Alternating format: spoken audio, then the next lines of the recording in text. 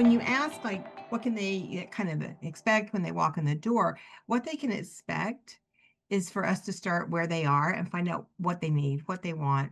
And then we go from there. We don't have any specific protocols written out. We do packages for people. So we, try to give breaks for financial breaks when we can for things that they maybe do in a package versus once.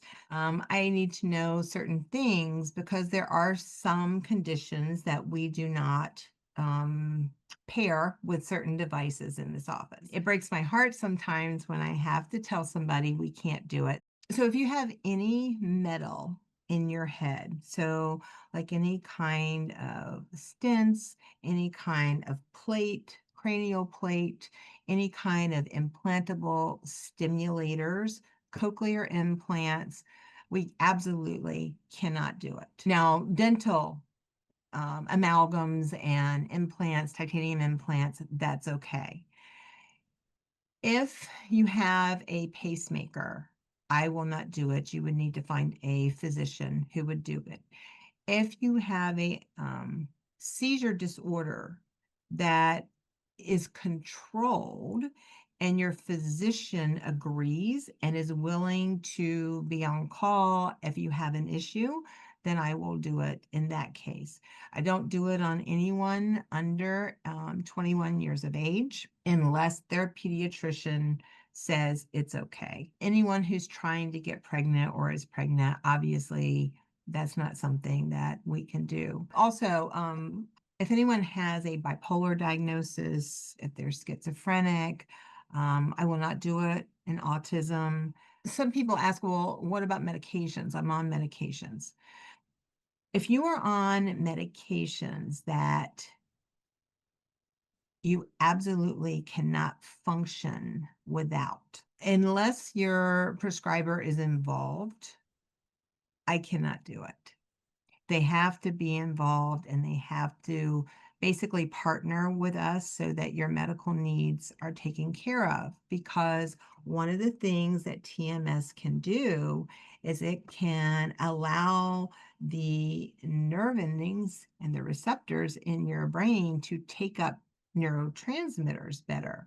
If you're taking a medication that does something similar, well, we might need to have someone monitoring that medication, because if that medication needs to be titrated down, you could have some symptoms.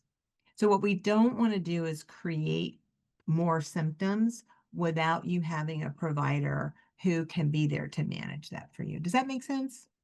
Absolutely. I mean, it sounds like you're erring on the side of caution all the time because you're more concerned about the patient than you are about selling a therapy. From what I see and have experienced, it is never about selling. It is always about healing, and that's the biggest difference. Whether the modality is hands-on or is technological, it's all the same for you guys. It is about the person first Mhm. and, giving them, like you said, what their goals are. You're trying to help them reach their goals. This is, again, this is why I feel so similar because in my career as a health coach, it's always about the goals, not about the in-between steps. Yeah, you have to do this or you have to do that. But the goal is always what you're trying to achieve. It's not today, oh, okay, I fell off the wagon and I did something I shouldn't have done. Okay, you can still reach your goal. Let's not belabor that. But I love the fact that you are so focused on safety. You'd rather err on the side of saying no to someone rather than taking the chance that it could cause harm. And I think that is so important because conventional medicine will cause harm at some, depending on what interactions things may happen. Could be medications, could be different kinds of treatment, and they don't seem to get it that you're one whole person and that you need to be treated as that rather than this little specific area that they're working on. And so that's all that particular specialist is focused on. So I love the fact that you're looking at the whole person and everything that's part of their life, whether it's medication, lifestyle, finances, all those things, that you're looking at all of it. That is really, really important.